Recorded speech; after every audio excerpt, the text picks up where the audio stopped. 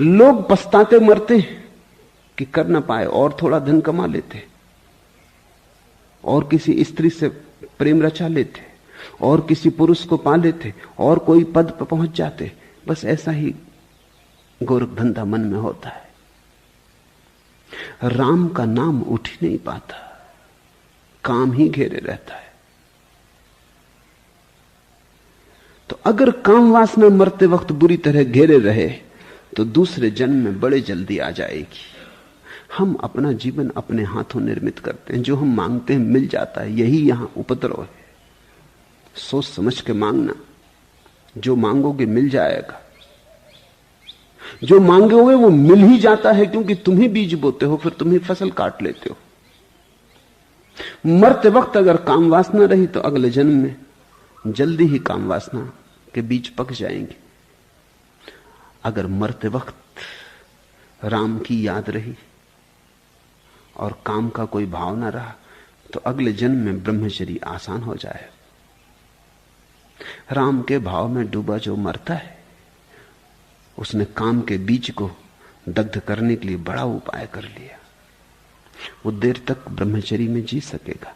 इसी आधार पर तो हम जब कोई मर जाता है तो उसकी अर्थी के आसपास राम नाम सत्य कहते हैं।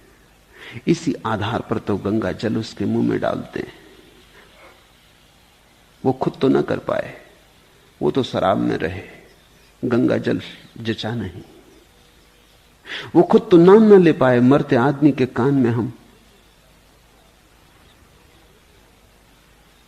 गायत्री पढ़ते हैं, मंत्र जाप करते हैं, नमोकार का उच्चार करते हैं, मरते आदमी के। ये जो जीवन में उन्हें करना था ये दूसरे कर रहे हैं। ये औपचारिक हो गया, लेकिन कभी ऐसा था कि ये औपचारिक नहीं भी था, और किन्हीं के जीवन में अभी भी नहीं। तब इसमें एक संगति है। एक आदमी जो खुद अपने जीवन में मंत्रोच्चारों में डूबा रहा, जिसने मंत्रों का संगीत अनुभव किया, अब मर रहा है। अब खुद की जिह्वा शिथिल हो गई, अब खुद के ओंठ उच्चार नहीं कर पाते। वो किसी और से कहता है तुम उच्चार करो, मैं तो अपने ही मौसम में मरना चाहता हूं। अब वो किसी और से कहता है कि तुम गाओ गुनगुनाओ, अब मेरी तो सामर्थ्य गुनगुनाने की ना रही, अब मैं तो डूबा जाता हूं। लेकिन डूबते क्षण आखिरी बात जो मेरे कान में पड़े वो मेरा ही संगीत हो, वो मेरा ही प्रभु स्मरण हो।